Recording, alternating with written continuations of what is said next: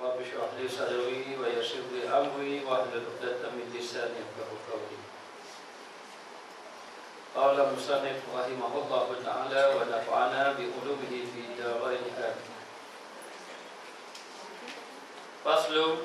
فصل وجملة الأمر إنك إذا أحسنت النظر أنك إذا أحسنت النظر. Ini satu pasal dan jumlah pekerjaan bahawasanya apabila engkau baikkan tilik, maka engkau lihat akan kudrat Allah Subhanahu wa ta'ala. Dan engkau lihatlah makhluk dan jahilnya, maka jangan engkau berpaling kepada mereka itu dengan hatimu. Dan jadikan olehmu benci akan puji mereka itu dan membesarkan mereka itu yang tiada faedah di bawahnya. Maka jangan kamu kehendak dengan taat kamu akan sesuatu daripada yang demikian itu. Dan engkau lihat akan kekurangan dunia dan hinanya dan segera hilangnya, maka jangan kamu kehendaknya dengan taat kamu daripada Allah Ta'ala, yakni jangan engkau jadikan taat kamu minta kepada Allah akan dunia. Baik, pada pagi ini kita membicarakan mengenai apabila kita benar-benar melihat, maknanya melihat kepada Allah, maka kita akan dapat melihat, akan dapat merasa akan keagungan Allah. Dan apabila kita melihat kepada makhluk, maka kita akan dapat melihat bahawa makhluk itu tidak dapat memberi manfaat kepada kita.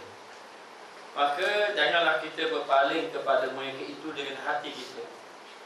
Janganlah kita melihat ataupun mengambil sesuatu kepentingan daripada makhluk, seumpama ingin mendapat pujian daripada makhluk, padahal makhluk itu tidak dapat memberi manfaat apa-apa kepada kita.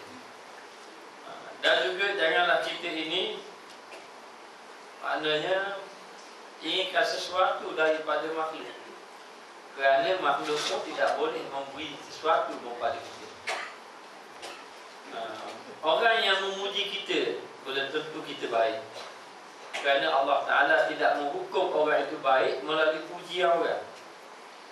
Boleh jadi orang yang kena puji itu tidak baik di sisi Allah, kerana sebab dia itu melakukan sesuatu kebaikan, boleh jadi bukan kerana Allah tetapi inginkan pujian. Dan dikatakan bahawa dan jadikan olehmu benci akan puji mereka itu, maka jangan kamu suka sangat mendapat pujian makhluk. Bahkan jadikan kamu itu tidak suka dengan pujian makhluk. Orang-orang yang soleh dahulu, mereka itu kalau melakukan ibadat, mereka suka melakukan ibadat dalam keadaan bersembunyi, sehingga terzahir pada mereka itu bukan ahli ibadat. Orang melihat dia bukan ahli ibadat, tetapi dia itu adalah ahli ibadat. Dan mereka itu orang-orang yang saleh, mereka itu merasa suka kalau ibadatnya tidak diketahui oleh orang, dan mereka tidak suka kalau ibadatnya diketahui. Kalau tidak diketahui oleh makhluk, itulah yang dia suka. Dan dia tidak suka makhluk mengetahui, dan dia tidak suka makhluk menyebutkan akan ibadatnya, kebaikannya. Berbeza dengan orang yang tidak lagi saleh. Orang yang belum lagi saleh, kalau ibadat yang dia buat itu, dia merasakan kalau orang dapat tahu, itulah yang dia suka. Kalau orang tidak tahu, itu dia tak suka. Maka bermakna dia telah mencari makhluk untuk menilai ibadat dia. Bahkan dia melakukan ibadat adalah untuk makhluk, supaya makhluk memuji dia. Maka ini adalah membawa kebinasaan.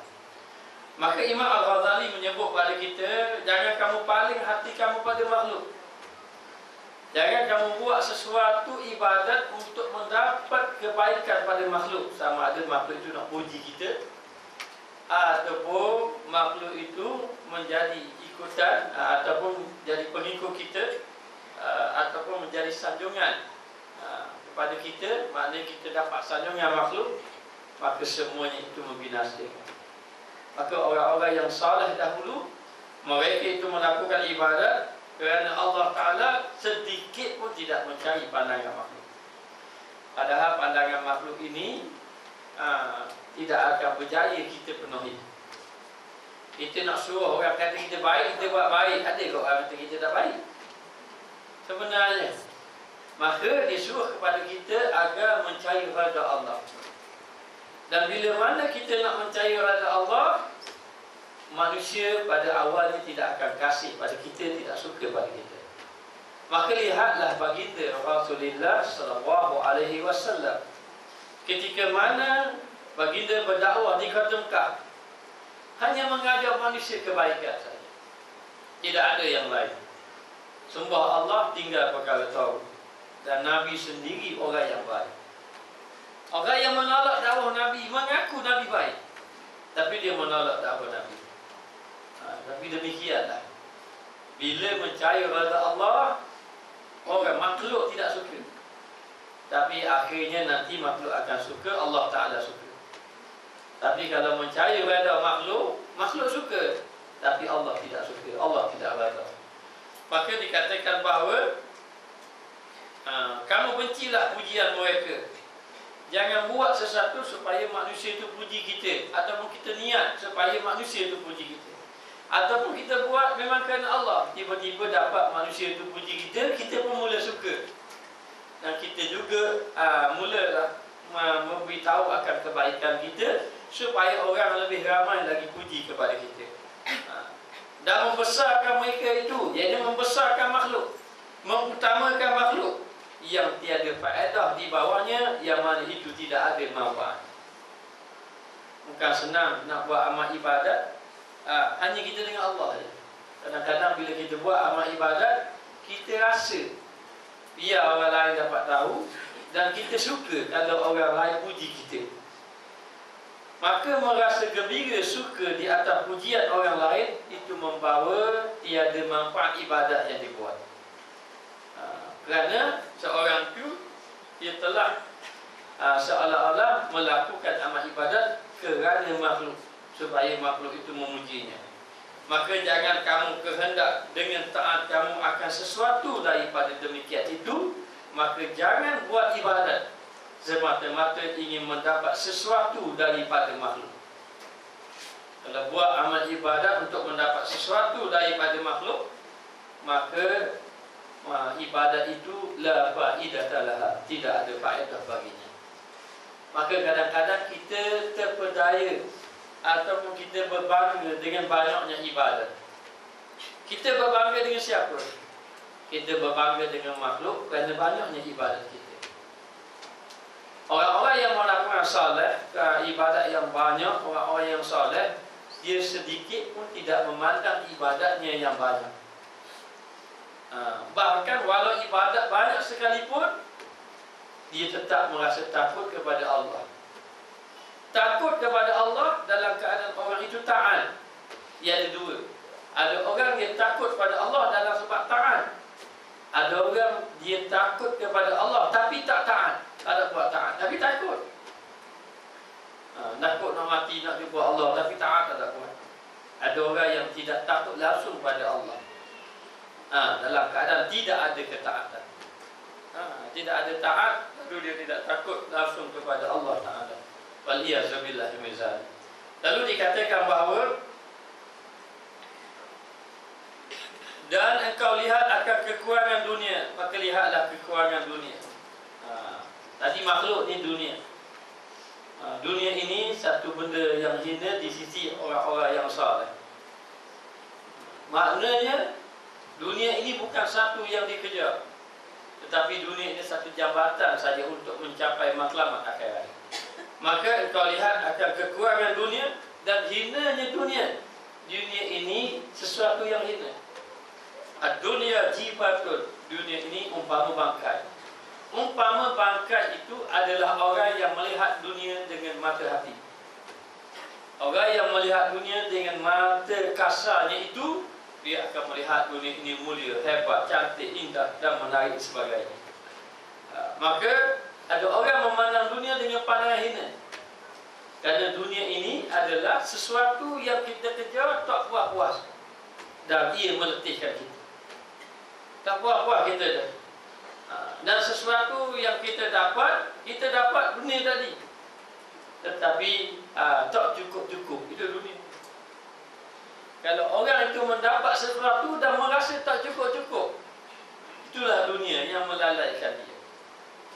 Melalaikan dia. Jadi katakan bahawa dunia juga yang kita kejar dalam keadaan letih, tetapi yang untungnya orang lain. Banyak mana orang yang betul-betul cari harta sampai masa yang menggunakan harta itu bukan dirinya, anak-anaknya, isterinya dan sebagainya. Dia sudah meninggal dunia, dia juga cari harta saja. Masanya habis begitu, hilang, tidak beribadat kepada Allah Ta'ala. Dan bagi orang yang memandang diri itu hina, dia ini tidak terpedaya dengan keindahan dunia. Satu hari Nabi SAW berjalan. Bila berjalan nampak bangkai kambing. Bila nampak bangkai kambing, Nabi tanya sahabat, ada tak orang nak bangkai kambing? Kata memang tidak mahu. Memang tidak mahu. Kenapa tidak mahu? Kerana ketika itu sudah memandang sesuatu itu yang kotor, yang hina. Maka Nabi kata begitulah gambaran dunia. Bahkan Nabi sendiri pun ketika mana datang malaikat menawarkan diri, kalaulah Rasulullah inginkan Bukit Uhud itu menjadi emas, saya akan jadi emas. Tapi Nabi beritahu kepada malaikat, kalau nak bagi juga, bagilah aku 1 hari kenyang, 2 hari lapar. Itu masa ketika ditawarkan dunia. Nabi minta 1 hari kenyang, 2 hari lapar. Memang Nabi tidak pernah kenyang 3 hari berturut-turut. Ketika Rasulullah wafat, selepas Rasulullah wafat, ketika Sayyidatina Aisyah mendapat hadiah daripada Yazid ibn Muawiyah bin Abi Sufyan, lalulah mendapat harta yang banyak bagi pada Aisyah. Setiap kali Aisyah mendapat harta banyak, Aisyah akan menangis. Dia akan membagikan kepada orang-orang lain. Sampai orang yang duduk bersama Aisyah takut Aisyah lupa dirinya. Sipang kau kita sikit dengan orang habis. Maknanya Aisyah bila dapat harta dunia banyak, dia menangis. Dia mengatakan, aku terkenang Rasulullah dahulu tidak pernah kenyang 3 hari berturut-turut. 3 hari berturut-turut tak pernah kenyang. Maka dikatakan bahawa kekurangan dunia dan hinanya dan segera hilangnya, dan dunia adalah sesuatu yang segera hilang. Kullu man 'alaiha fan. Setiap orang ni ataupun sesuatu yang dia ada ni akan binasa. Semua akan binasa. Dunia ni binasa, termasuk kita. Wa yabqa wajhu rabbika dzul jalali wal ikram. Yang kekal adalah Allah Ta'ala, yang ada keagungan dan juga kemuliaan. Dan jangan kamu kehendaknya dengan taat kepada taat kamu daripada Allah. Jangan kamu ada kehendak kita buat taat pada Allah tapi berkehendak dunia. Yakni jangan engkau jadikan taat kamu minta kepada Allah Ta'ala itu akan dunia. Jangan kita buat ketaatan supaya kita mendapat dunia. Dunia ini cukup dengan pujian, itu sudah dunia. Kita buat ketaatan untuk dapat pujian, itu dunia. Bahkan buatlah ketaatan untuk menjadi hamba Allah Ta'ala yang diridai oleh Allah Ta'ala. Maka dikatakan bahawa seseorang itu hendaklah melakukan ibadat dalam keadaan ikhlas kepada Allah. Tidak ada tujuan lain. Bahkan seseorang tadi, kalau ada tujuan yang lain, boleh menyebabkan amal ibadat tidak diterima oleh Allah. Sudah kita cerita dahulu 3 golongan. Orang alim yang mana mereka menyampaikan ilmu, Allah Ta'ala kata kamu dusta bukan kerana aku, kerana pengaruh, kerana nama, kerana harta benda, maka dia campak dalam api neraka. Golongan yang kaya, yang banyak infak, kata Allah, kamu dusta, kamu hebat bukan kerana aku, tetapi kerana supaya orang kata kamu dermawan. Orang pun memang dah kata kamu dermawan, kamu sudah dapat bahagian kamu, maka hari ini tidak ada bahagian, dicampak dalam neraka. Orang muda yang berjihad fi sabilillah, walaupun jihad fi sabilillah, dia kata berjihad kerana Allah Ta'ala, Allah Ta'ala kata kamu dusta, tidak. Tapi kamu buat untuk mendapat nama, harta, ghanimah dan seumpamanya, maka kamu masuk dalam api neraka Allah. Orang-orang soleh, dia tidak bimbang mengenai kedudukan dunia, tapi dia bimbang mengenai kedudukan akhirat. Yang paling dia takut, maknanya ibadat dia itu bukan menyebabkan dia dekat dengan Allah, tetapi ibadat itu menyebabkan dia jauh dengan Allah Ta'ala, dengan arti kata tidak ikhlas kepada Allah. Jadi kita mohon kepada Allah agar Allah Ta'ala jadikan kita orang yang ikhlas dalam melakukan ibadat. Dan engkau berkata bagi dirimu, maka katakanlah pada diri kita, hai nafsu, adakah puji Tuhan Rabbul Alamin dan syukurnya ia membesarkan kamu kebajikan, atau puji makhluk yang ajiz, yang lemah, yang jahil, yang tiada mengetahui mereka itu kadar amal kamu dengan hakikatnya. Maka katakanlah, kata pengarang, hei nafsu, wahai jiwa. Sebab tu kita ini kena ada tazkirah hati kita. Sebab tu Nabi suruh pada sahabat, setiap hari kamu baca raditu billahi rabba wa bi islami dina wa bi muhammadin nabiyya wa rasulah. Baca, Nabi suruh. Kerana dikatakan siapa yang mengulangi bacaan ini setiap hari, maka melayakkan dia mendapat redha Allah. Sahabat akan ulang-ulang sama bacaan ini. Itu sebagai tazkirah hati. Kedemikianlah Imam Al-Ghazali sebut kata pada diri kita. Kita tambah tak apa, wahai nafsu yang jahat. Mana tak apa kata pada diri kita daripada kata korang. Mana wahai orang yang jahat, kita jahat juga sebenarnya. Baik kita kata diri kita, wahai orang yang jahat, wahai yang mempunyai nafsu yang amarah.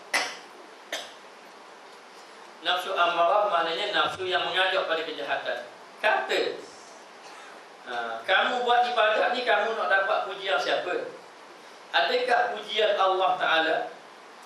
Maknanya Allah Ta'ala puji, Allah Ta'ala ucap terima kasih pada kita, Allah Ta'ala membesarkan kita di atas perbuatan kita, amal kita, itu lebih baik, atau puji makhluk yang lemah?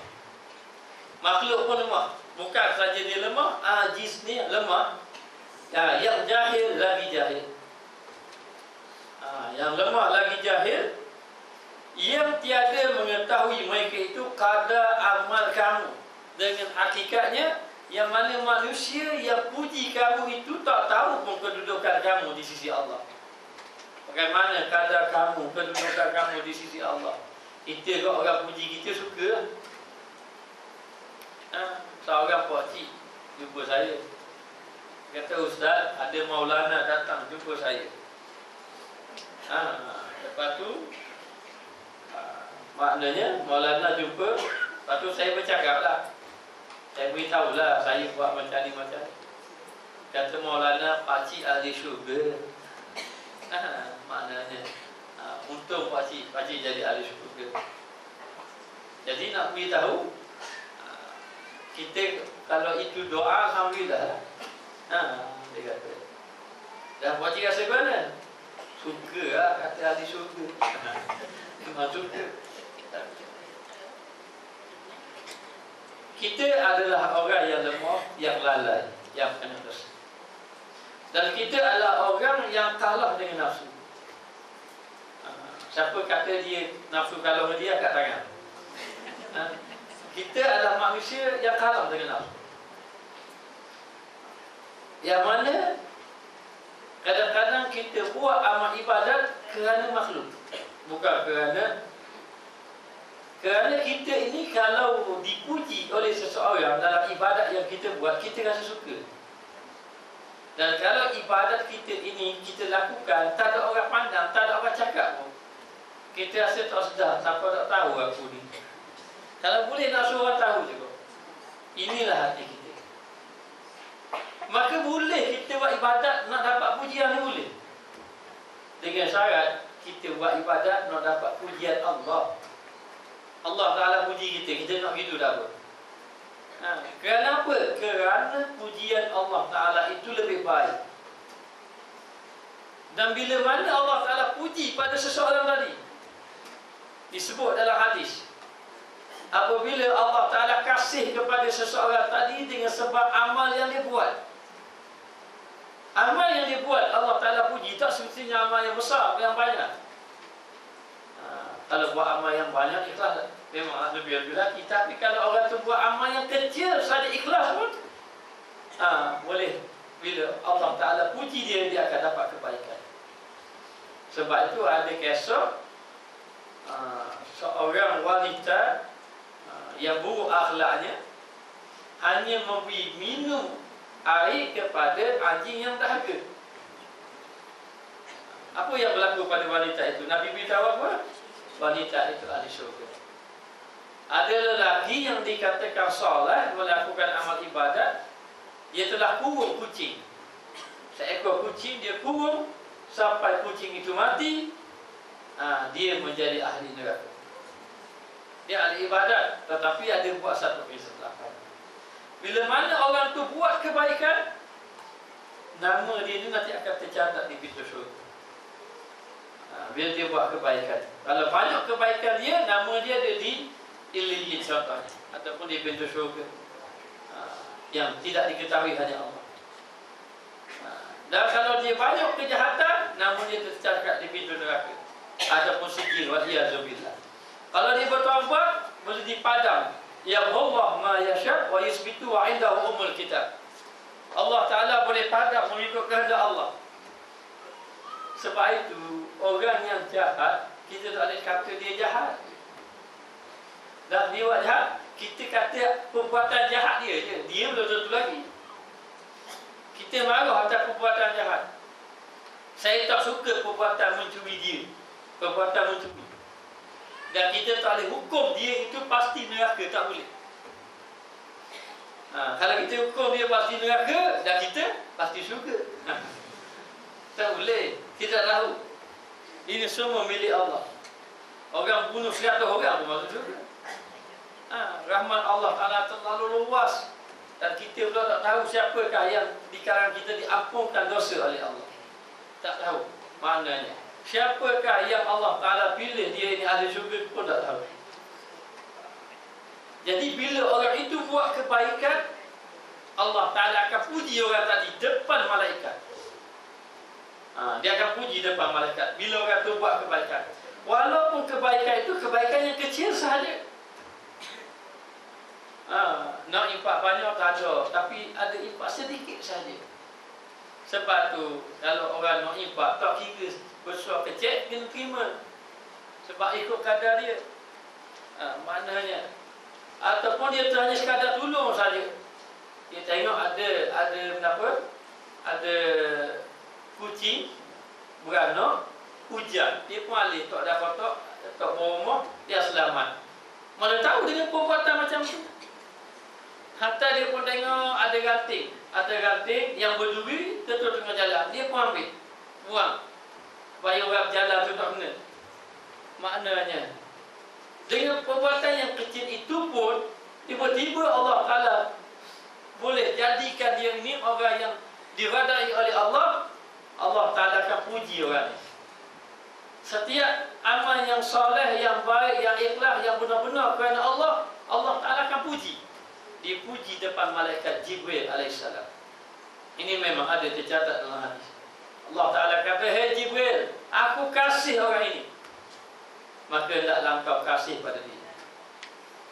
Malaikat Jibril bila dapat tahu Allah Ta'ala sebut nama dia, maka malaikat Jibril pun akan sebut juga nama dia. Saya kasih juga kepada dia sebagaimana kamu ya Allah kasih pada dia.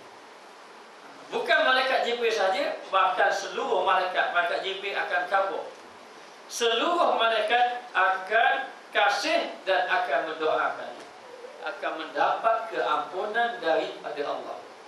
Bila mana dia buat semata-mata kerana Allah Ta'ala, maka pujian Allah lebih besar.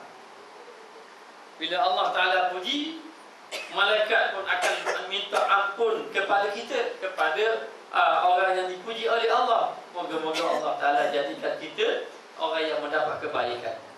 Daripada pujian makhluk, pujian makhluk tak pasti, tidak ada jaminan pujian makhluk. Manusia puji, belum tentu kita ni, orang kata baik, maka belum tentu kita baik di sisi Allah.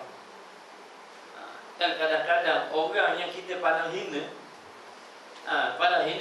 boleh jadi dia tu mulia di sisi Allah.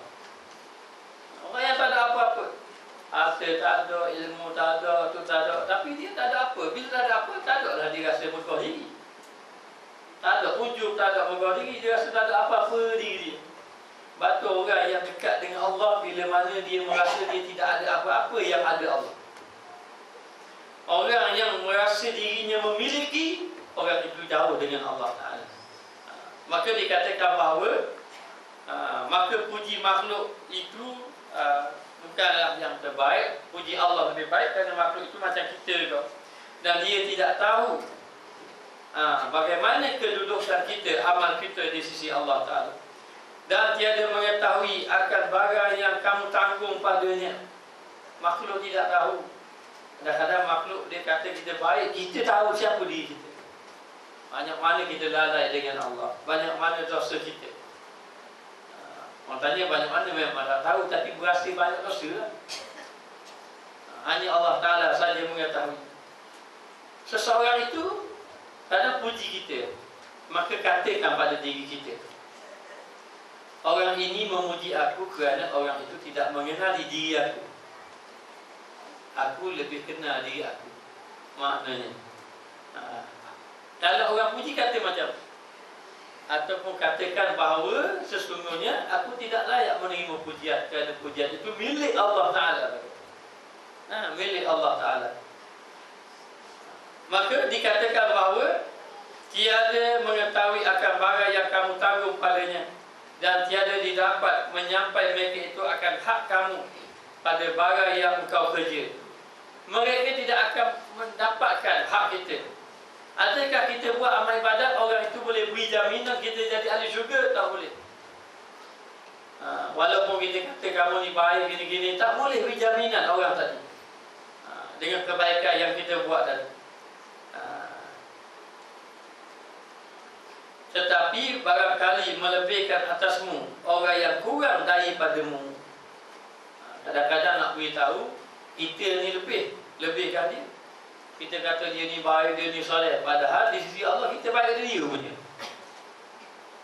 Dan kita pula berasa bila orang puji kita, kita berasa kita baik pada orang, padahal kita 1000 kali tak baik pada orang.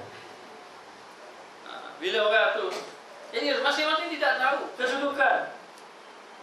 Sebab tu Nabi sebut at-taqwa hahuna wa yushiru ila sadrihi salasa marat. Takwa duduk di sini, lalu Nabi tunjuk ke arah dadanya sebanyak 3 kali di sini. Maksud Nabi tunjuk ke dadanya di dalam hati. Siapa tahu hati manusia? Tidak tahu. Luqmanul Hakim orang yang tidak cantik pun, kulitnya hitam, bibir tebal, orang yang tidak ada pandangan manusia pun, yang kita baca kisah Luqmanul Hakim. Wa idh qala Luqmanu libnihi wa huwa ya'idhuhu ya bunayya la tusyrik billah inna syirka la zulmun azim. Yang kisah Luqmanul Hakim beri nasihat pada anak dia. Tak ada pandangan manusia pun dari segi fizikal dia tu. Tetapi nasihat dia, kata-kata dia, kisah hidupnya dicerita dalam Al-Quran.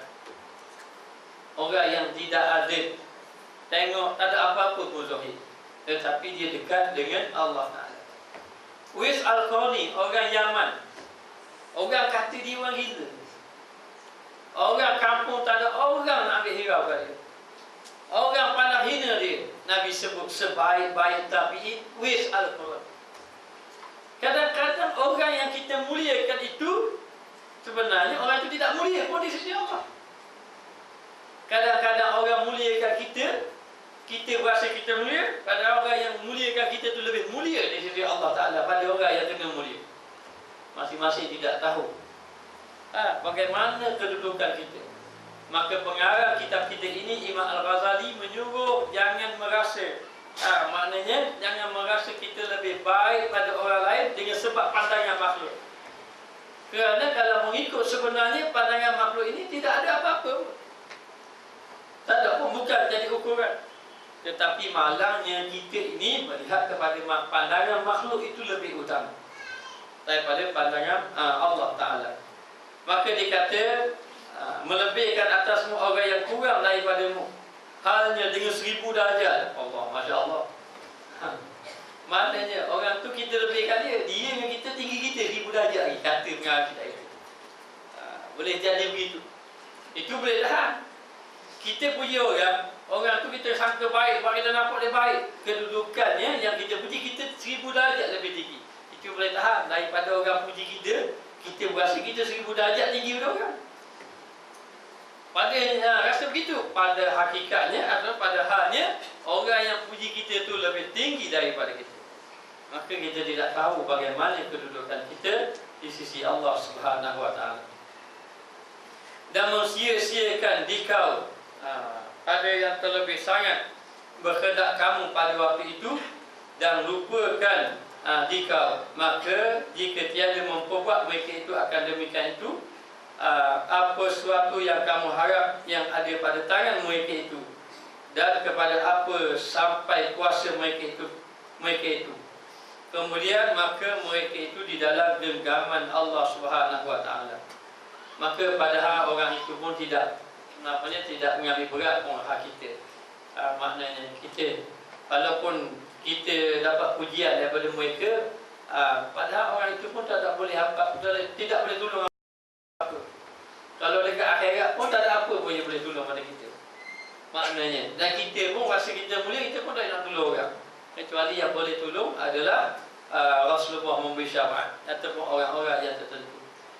Maka orang ini pun maknanya dia pun macam kita juga, tak tahu apa, tak tahu kedudukan kita di sisi Allah Ta'ala. Maka cukuplah kita ini melakukan amal ibadat mencari redha Allah. Sesiapa yang boleh menyembunyikan amal ibadat dia daripada pandangan makhluk, sesiapa yang dapat merasa gembira apabila makhluk ataupun orang tidak tahu amal ibadatnya, dan dia merasa gembira amal ibadatnya tidak diketahui, dan dia hanya dengan Allah Ta'ala saja, itulah yang lebih baik dibandingkan orang yang merasa gembira apabila amal ibadatnya diketahui oleh orang ramai. Lalu dikatakan bahawa semuanya itu, kita semua ini adalah di dalam genggaman Allah Ta'ala. Hanya kita boleh mengharapkan pertolongan doa di antara satu sama lain. Boleh jadi kita tengok orang ini mulia, kita minta dia doakan untuk kita. Itu boleh, tidak ada masalah. Kita mengharapkan.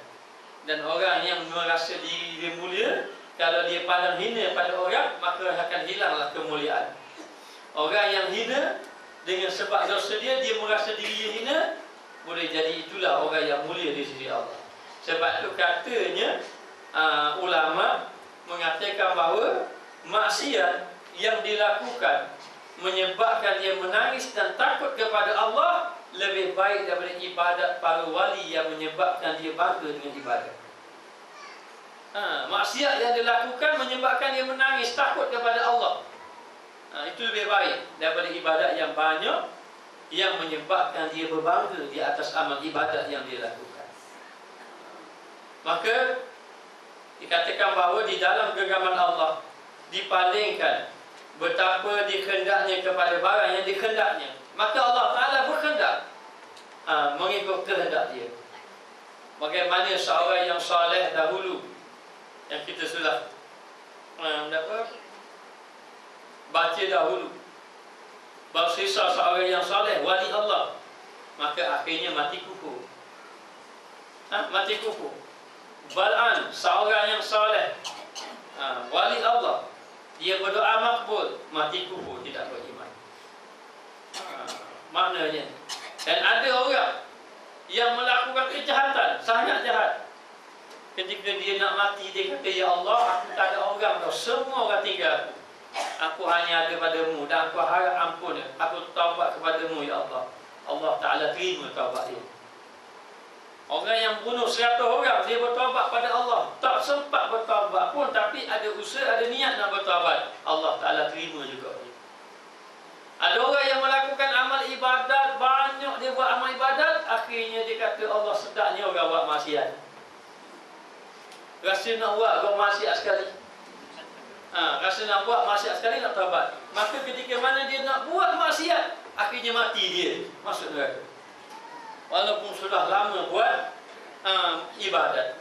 Ada orang buat maksiat, lama suruh buat maksiat, tak ada dalam kepada dia ibadat, akhirnya mari mikir, Allah, maknanya banyaknya dosa aku kena tinggallah nak buat ibadat. Pergi nak buat ibadat, dah pun nak buat ibadat, baru niat nak bertaubat, baru pergi cari jalan nak bertaubat, mati masuk syurga. Sebab tu Allah Ta'ala dia akan lakukan apa yang ia kehendaki. Dalam hadis mengatakan bahawa, dalam hadis menceritakan bahawa ada orang nanti dia beramal dengan amalan ahli syurga, dan tidak ada jarak di antara dia dengan syurga. Yang memisahkan dia hanya mati saja. Kalau dia mati, terus dia jadi ahli syurga, terus masuk syurga. Tetapi wa yasbiqu alaihil kitab, maka ternyata tercatat di lauh mahfuz ketetapan Allah, dalam takdir Allah, dia itu ahli neraka. Dia itu ahli neraka. Fayamalu bi ahli nar, maka di saat-saat dia nak wafat, dia beramal dengan amalan ahli neraka. Fayadkhuluha, maka masuk dia dalam neraka. Bila tercatat dah maknanya, dia ini ahli syurga, buat amalan tu sehingga kan dikatakan tak ada dah pisah. Kalau dia mati, terus masuk syurga. Tapi oleh kerana sudah tercatat di lauh mahfuz, dia ini ahli neraka, saat-saat akhir buat beramal dengan ahli neraka. Fayadkhuluha, mati dia menjadi ahli neraka, keadaan buat maksiat, mati di dalam keadaan melakukan amalan ahli neraka, maka masuk di dalam neraka. Masya Allah, waliyazubillah. Dan ada orang, dia ini melakukan kejahatan, dan tidak ada jarak antara dia dengan neraka kecuali mati. Kalau mati saja, neraka terus. Fayasbiqu alaihil kitab, maka terdahululah padanya kitab, yang dia ini ahli syurga, maka fayamalu bi ahli jannah, maka di akhir-akhirnya dia beramal dengan amalan ahli syurga. Fayadkhuluha, maka masuk dia dalam syurga. Ni yang kita takut. Allah Ta'ala sudah menetapkan semuanya sekali, siapa ahli syurga, siapa ahli neraka. Sekarang ni Allah Ta'ala dah tahu. Ya, Allah Ta'ala dah tahu, kerana Maha Suci Allah daripada segala yang lemah. Kalau Allah Ta'ala tak tahu lagi, lepas mati baru tentu, itu lemah. Kerana bagi Allah tidak ada sifat jahil. Sifat jahil ni kita tidak ada ilmu. Yang kita dapat tahu, Allah Ta'ala beritahu, kita tak ada apa pun. Allah Ta'ala sudah tahu siapa ahli syurga, siapa ahli neraka. Dan orang itu akan beramal mengikut apa yang telah ditetapkan oleh Allah. Hanya kita tidak tahu, bagi diri kita tak tahu kita ni ahli syurga ke ahli neraka. Kita kena beramal, jangan kita serahlah. Kalau aku ahli syurga pun buat maksiat, lagi jadi ahli syurga dah. Kita tak boleh begitu, kita kena beramal. Dan inilah yang ditakuti. Dan dikatakan, bila mana seseorang itu hampir wafat, maka syaitan akan datang menggodanya, akan mengatakan, jadilah kamu Nasrani, jadilah kamu Yahudi. Sebab itu ulama mengatakan bahawa sesiapa yang tidak memikirkan ataupun tidak merenung akan dirinya, sama ada dia mati beriman kepada Allah ataupun tidak, dia dibimbangi mati dalam keadaan tidak beriman. Maknanya Kita hak tengah hidup ni pun menggoda nafsu pun kalah. Macam mana bila kita nak mengalami sakarat maut nanti? Bagaimana ujian? Syaitan akan goda habis-habis. Ada seorang ulama, dia sakit-sakit sampai baru nazak dah. Hampir-hampir nazak, tapi tak nazak lagi. Anak dia ucap, ajar ucap la ilaha illallah. Dia kata tidak. Terkejut anak dia. Dia tak mengucap pun. Lepas daripada itu, dia pun Allah Ta'ala bagi dia sedar, bagi sihat sikit.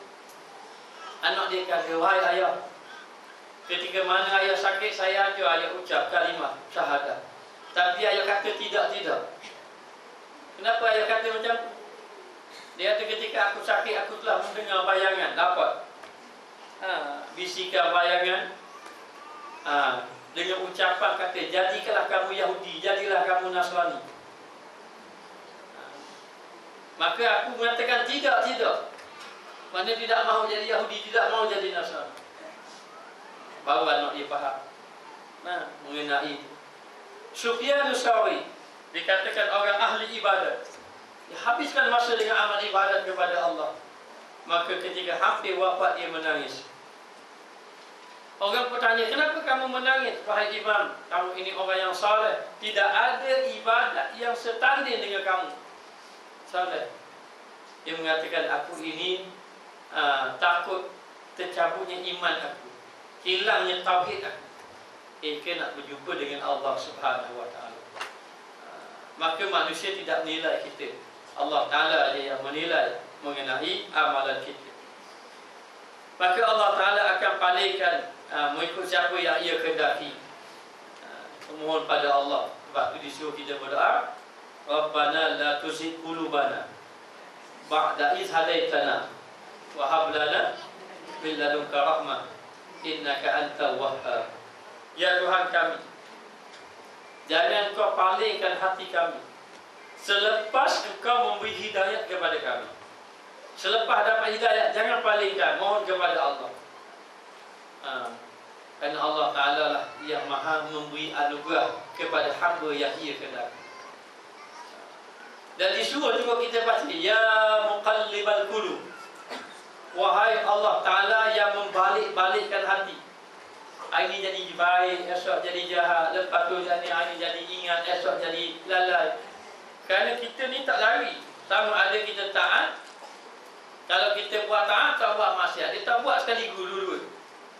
Ketika mana dia buat taat, mana dia tidak buat maksiat. Sama ada taat, maksiat, nikmat, ujian. Nikmat, bala. Begitulah kedudukan kita. Dan dalam itu tidak ada.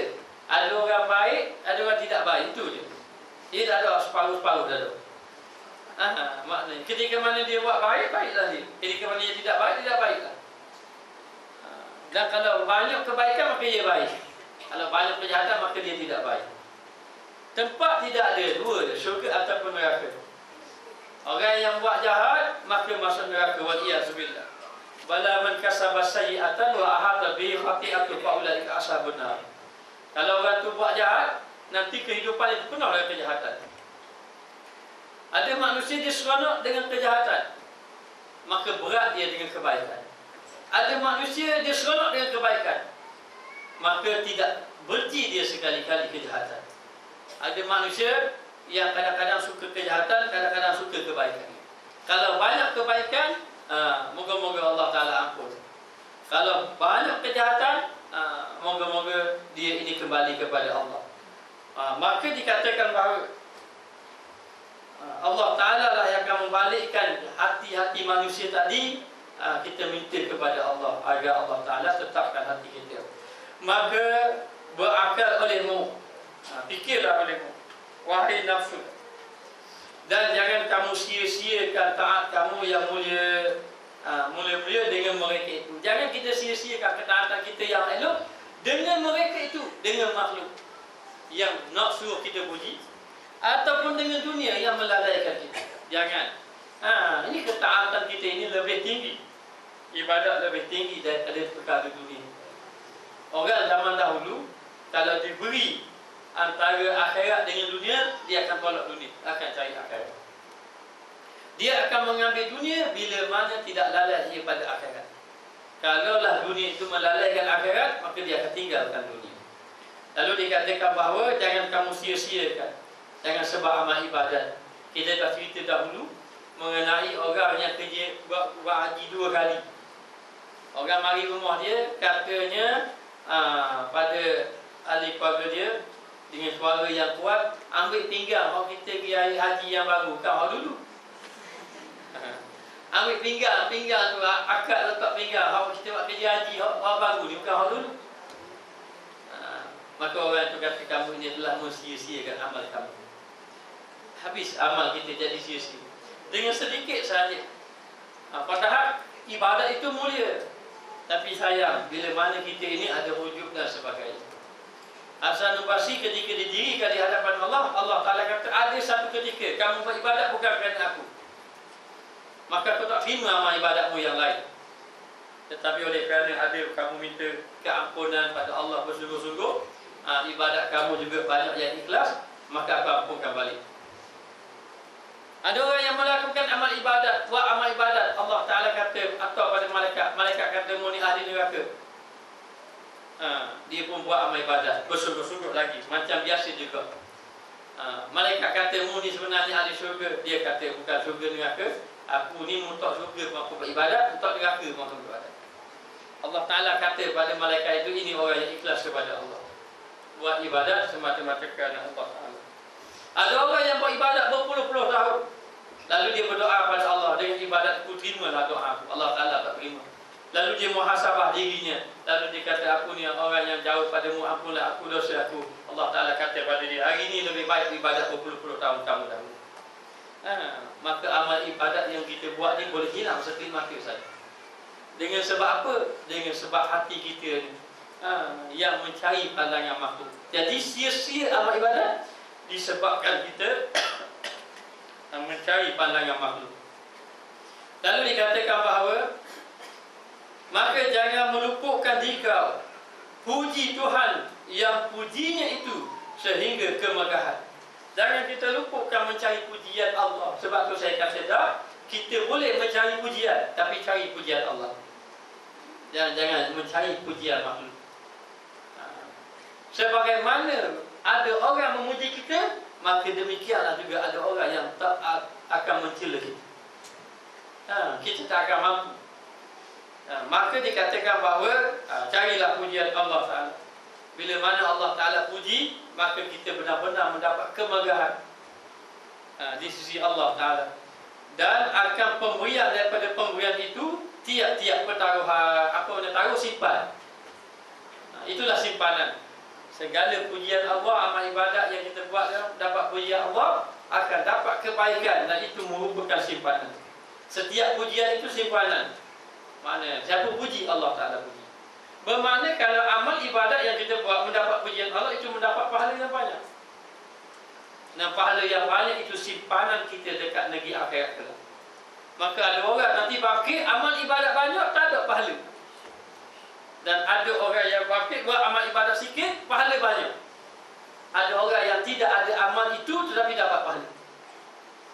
Siapa orang yang buat amal itu, dia tanya, ya Allah, aku tak pernah buat benda ni, dia dapat pahala haji. Tapi dia nak kerja haji pun dia tanya pada Allah. Allah mengatakan bahawa kamu ada niat, niat yang baik, niat kamu diterima. Maka niat itu umpama dia melaksanakan. Ada orang dia buat sungguh-sungguh ibadat banyak-banyak, dia bagi tak ada apa-apa. Allah Ta'ala tidak menerima akan ibadat yang dia lakukan. Maka orang yang melakukan amal ibadat semata-mata kerana Allah, itu saja yang diterima. Ada pun yang selain pada Allah tidak diterima. Maknanya ibadat yang benar-benar ikhlas, betul-betul diterima.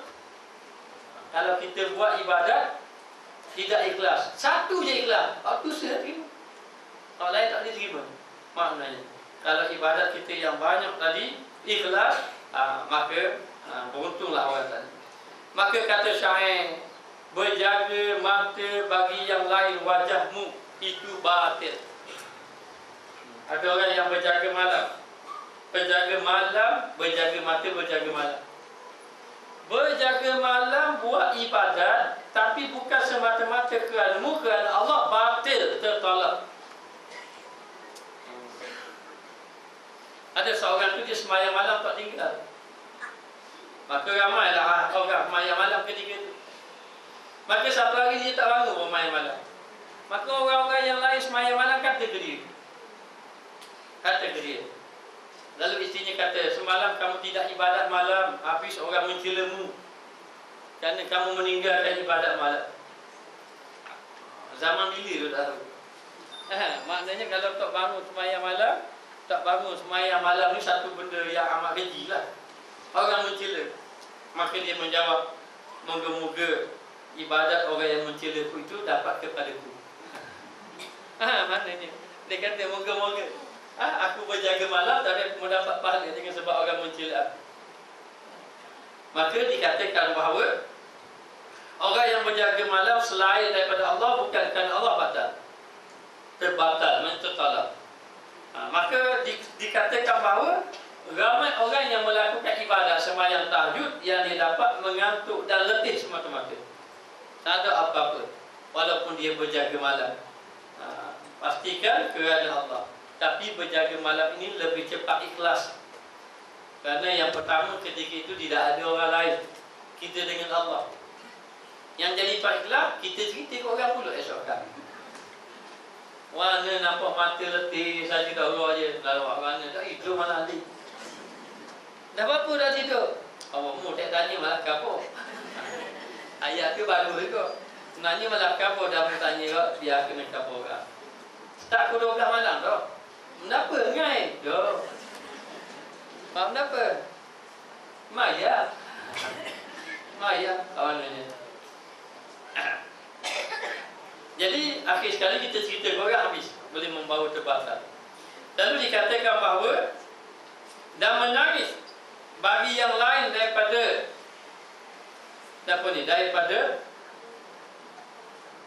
ampun, kemaafan, kamu dhai'un, sia-sia. Ini sia-sia. Menangis untuk dapat kemaafan Allah, keampunan lah. Tapi menangis bukan kerana mendapat keampunan, itu sia-sia. Orang-orang yang saleh malam tu menangis, siang dia tenang dengan orang, tenang saja dengan orang, tapi malam dia menangis. Rasulullah orang yang paling ceria. Orang yang paling ceria, maknanya kalau dia jumpa orang, dia akan tersenyum gembira. Nabi orang yang paling banyak senyum. Bahkan orang susah hati jumpa Nabi jadi senang. Orang yang rasa malas jumpa Nabi jadi gagah, jadi gajih. Dan Nabi selalu menggembirakan orang. Tapi di malam hari Nabi lah orang yang paling banyak menangis. Orang-orang soleh mereka menangis malam hari. Bersama Allah dia menangis, bersama makhluk dia gembira. Kita bersama makhluk kita menangis, di malam hari kita tidur. Maknanya kita tidur di malam hari.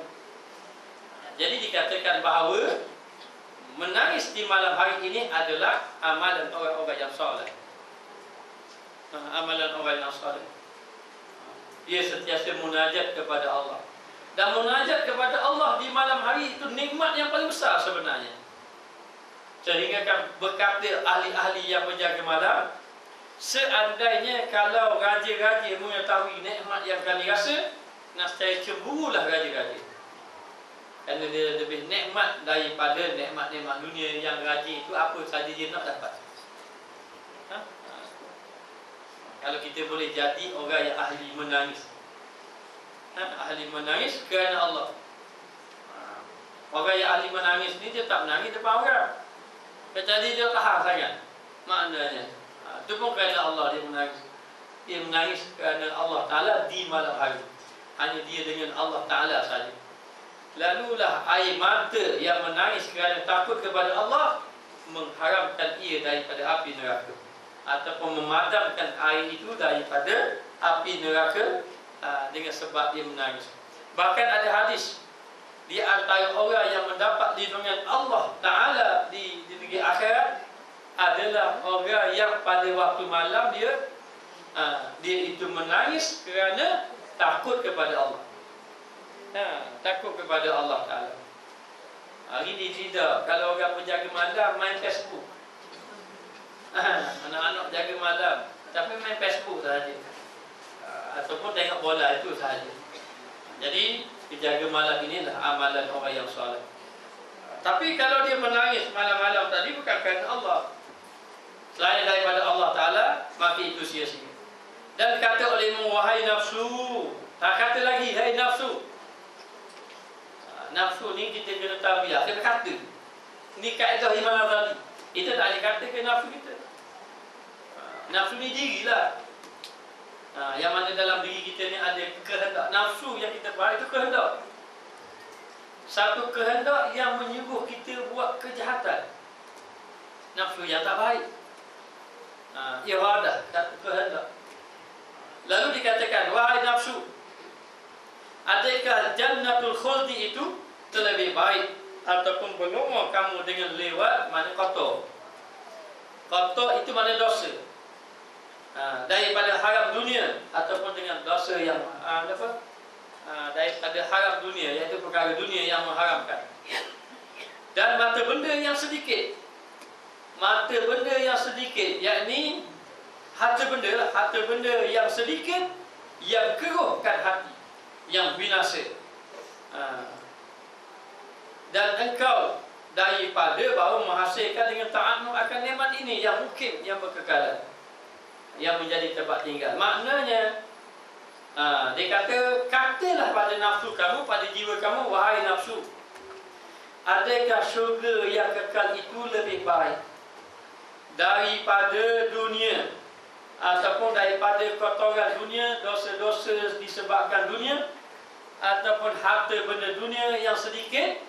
Maknanya daripada menghasilkan dengan taat kamu sehingga kamu dapat nikmat syurga tadi, mana lebih baik? Nikmat syurga yang kekal ataupun dunia yang sementara? Dunia yang sementara ini memang sedap sementara. Orang kata dia garu, memang sedap garu, tapi lepas garu rasa guna pedih, sakit. Sedap masa tu saja, lepas tu mendapat rasa sakit dan sebagainya. Maka demikianlah kehidupan dunia yang sedikit dengan kebaikan akhirat, dengan kenikmatan akhirat yang lebih berpanjangan. Maknanya, maka tidak ternyatalah kehidupan syurga yang kekal itu lebih baik. Maka kehidupan syurga yang kekal itu lebih baik, nak dapatkan ia kena meninggalkan keinginan dunia hari ini yang membinasakan. Bukan senang sebenarnya.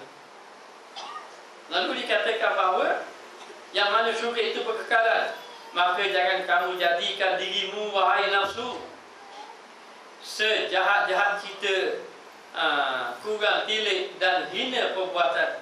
Jangan kamu ini jadikan diri kamu sejahat-jahat cita. Apa tu? Keinginan yang jahat. Hai nafsu, jangan kamu ambil keinginan yang jahat. Sejahat-jahat kita ni, sejahat-jahat keinginan, nak buat hal jahat itu. Dan dikatakan, dan kurang kamu tilik kepada hinanya perbuatan. Kalau tilik betul-betul perbuatan kita yang buat dosa itu, kalau tilik betul-betul rasa hina, tapi kita tak ambil berat hati. Atau tiadakah engkau lihat merpati? Merpati ni buah merpati. Tidakkah kamu melihat merpati apabila ada ia terbang di hawa, di udara? Di hawa betapa besar kadarnya. Betul ke merpati kalau terbang ia jadi mahal? Betul gitu? Maknanya dia kata, tidakkah kamu melihat merpati yang terbang di udara itu tinggi nilainya? Tinggi nilainya. Dan mahal harganya mahal. Dan bertambah tingginya. Dan membawa kepada bertambah tingginya. Maka angkatkan olehmu dengan cintamu setia ke langit. Maknanya, maka kamu kena angkatkan. Sebab kita gini, jangan sampai dunia saja, tak sampai ke langit. Contohnya gini lah. Kalau kita cari harta benda dunia, kita cari harta benda dunia tujuan apa? Nak dapat nikmat dunia. Betul tak? Dengan ada harta benda kita boleh beli rumah, beli kenderaan, kereta. Maknanya, maka kita dapat makan yang sedap-sedap, pakaian yang comel-comel, indah-indah. Ini harta benda dunia. Tetapi sekitar dunia itu sajalah, tidak membawa kepada apa yang kita dapat ini kepada akhirat. Maknanya kita dapat harta benda banyak, dapat makan, dapat minum sedap, makan sedap, tidur sedap, kenderaan sedap, rumah sedap, tu je. Tidak membawa kepada ibadat kepada Allah, bermakna amal kita sekadar dunia saja, apa yang kita dapat dunia, tidak membawa kepada akhirat. Tapi kalau orang itu ada harta banyak, dia ambil sebahagian dia timpak banyak-banyak untuk akhirat dia itu, ataupun dia bantu orang susah untuk mendapat pahala di sisi Allah, bermakna amalnya itu sampai kepada akhirat. Jadi janganlah dikatakan bahawa seseorang tadi dia ini mendapat dunia hanya untuk kehidupan dunia sahaja, tidak sampai kepada akhirat. Maka tinggikanlah cita-cita kamu. Maka sahabat Nabi, sebab tu Nabi suruh sahabat Nabi kaya. Jangan kita faham, oh Islam ini zuhud. Zuhud itu miskin. Bukan. Yang miskin itu boleh jadi tak zuhud. Maka sahabat Nabi yang kaya-kaya, bidang ni, yang bidang ilmu-ilmu, yang bidang berjihad. Keadaan begitu. Tapi semuanya itu mesti sumbang kepada agama. Maknanya yang jihad itu pergi berjihad, lelaki-lelaki, pemuda-pemuda yang gagah pergi berjihad. Yang ada ilmu, sumbangkan ilmu. Mus'ab ibn Umair, seorang sahabat Nabi yang menjadi pendakwah pertama. Nabi hantar dia dulu lagi pergi ke Madinah, ajar orang-orang Madinah. Nabi tak sampai, dia dah sampai. Berdakwah maknanya. Yang apa ni, masing-masing ambil peranan masing-masing, tapi semuanya untuk kepentingan akhirat. Kepentingan akhirat maknanya. Maka dikatakan bahawa angkatkan olehmu dengan cintamu sekaliannya ke langit, dan sunyikan hatimu bagi Allah Ta'ala yang wahid. Hati kita biar dengan Allah yang esa, Al-Qahar, yang perkasa, yang dengan tangannya segala pekerjaan, dan segalanya dalam perbuatan Allah, pekerjaan Allah. Hati kita biar dengan Allah, hati dengan Allah Ta'ala. Dan jangan kamu sia-siakan barang yang kamu dapat dengan dia daripada taat. Barang apa yang kita dapat nikmat Allah Ta'ala, jangan kita sia-siakan, tapi kita jadikan itu satu jalan untuk kita taat kepada Allah. Maknanya umpama Allah Ta'ala beri kesihatan, untuk apa kita diberi kesihatan? Untuk beribadat pada Allah. Dengan kesihatan kita boleh melakukan amal ibadat yang lebih sempurna. Ya, sakit pun boleh buat ibadat. Tapi orang lain berdiri, kita duduklah. Tak sama dengan orang yang berdiri. Maknanya, maka dengan kesihatan yang Allah Ta'ala beri, dengan harta benda yang Allah Ta'ala beri, maka balik kepada ibadat pada Allah. Dengan ilmu yang Allah Ta'ala beri, maka balik kepada beramal, beribadat kepada Allah. Lalu dikatakan bahawa jangan kamu sia-siakan barang yang kamu dapat dengan dia daripada taat kamu dengan tiada sesuatu. Jangan kita dapat nikmat Allah, tak ada buat apa-apa kepada Allah, ibadat pada Allah. Baik tu, nikmat ini bahaya kalau lalai, tapi beruntung kalau ingat. Kalau dia ingat, dia beruntung. Kalau dia dapat nikmat banyak, dia lalai, dia rugi. Orang ni kadang-kadang bila tak ada nikmat, jadi ingat sungguh Tuhan. Maka ada orang yang pertama, dia ini dapat nikmat, tak dapat nikmat, dia ingat Tuhan sampai biasa je. Yang Nabi kata hebat orang yang beriman, tak ada perkara ini kecuali pada orang yang beriman. Apabila diberi nikmat dia bersyukur, dan apabila diberi musibah dia sabar. Ini golongan pertama. Golongan yang kedua, bila dia dapat susah, dia ingat, dia senang, dia lupa. Dia senang, dia lupa. Ini golongan yang kedua. Biasa begitulah. Masa susah ingat pada Allah, masa senang lupa pada Allah. Maknanya ini saat lapar kan dia susah. Masa ketika dia susah itu, dia bersama Rasulullah, tapi dia senang, dia tinggal. Itu golongan kedua. Golongan yang ketiga, masa dia senang, dia ingat Tuhan, dia ingat pada Allah Ta'ala. Tapi masa dia susah, dia lupa Tuhan. Bila Allah Ta'ala jadikan dia susah, dia jadi marah pada Allah. Dia jadi kecewa. Dia jadi tak puas hati. Dia kata Allah Ta'ala tak adil. Oh ni masa susah hari ni dia tak adil. Oh dulu dia kata adil pula, masih dia dapat. Ini bahaya. Bahaya bila mana senang ingat Allah. Bila mana susah senang ingat, bila susah lupa. Dia yang keempat lagi bahaya. Senang susah lupa belaka. Masa senang pun lupa, masa susah pun lupa. Masya Allah. Waliyazubillah. Sebab itu orang pertama kata apa? Orang pertama kata aku dapat harta banyak, aku nak infak fisabilillah. Nak buat baik. Ini baguslah. Orang yang kedua kata, kalau aku dapat harta banyak, aku bolehlah enjoy. Maknanya.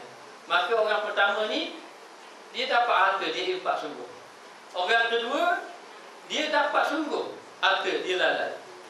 Orang ketiga kata, aku ni kalau dapat harta, aku nak buat macam ni, nak enjoy, nak bersia-sia, nak berpoya-poya. Ia pun tak dapat benda. Harta pun tak dapat. Walaupun harta dia tak dapat, tapi dia kata, aku ni kalau dapat harta, aku nak berpoya-poya. Ia lebih teruk lagi. Maknanya saja tak ada benda pun dapat. Maknanya, tapi dia begitu.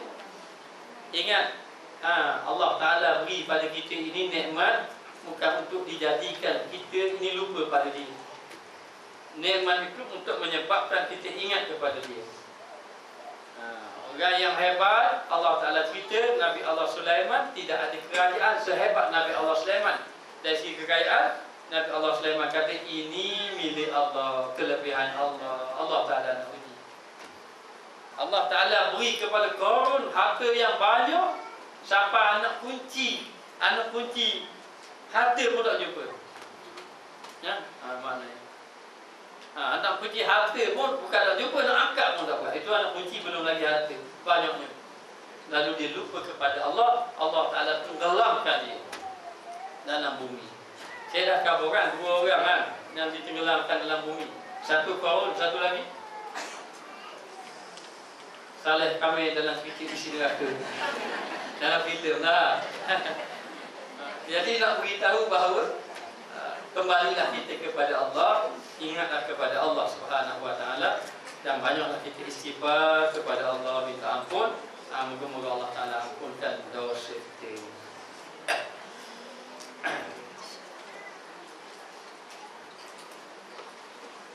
Bismillahirrahmanirrahim. Alhamdulillahirabbil alamin. Hamdan yuwafi ni'amahu wa yukafi mazidah. Ya Rabbana lakal hamdu kama yanbaghi li jalali wajhika wa 'azimi sultanik. Allahumma ahdina bil iman wa amitna bil iman wa syurna bil iman wa adkhilna jannata mal iman. Rabbana atina fid dunya hasanah wa fil akhirati hasanah wa qina azabannar. Wa sallallahu ala sayyidina Muhammad wa ala alihi wa sahbihi wa sallam. Alhamdulillah rabbil alamin. Saya dapat mesej mohon membaca Al-Fatihah kepada Tuan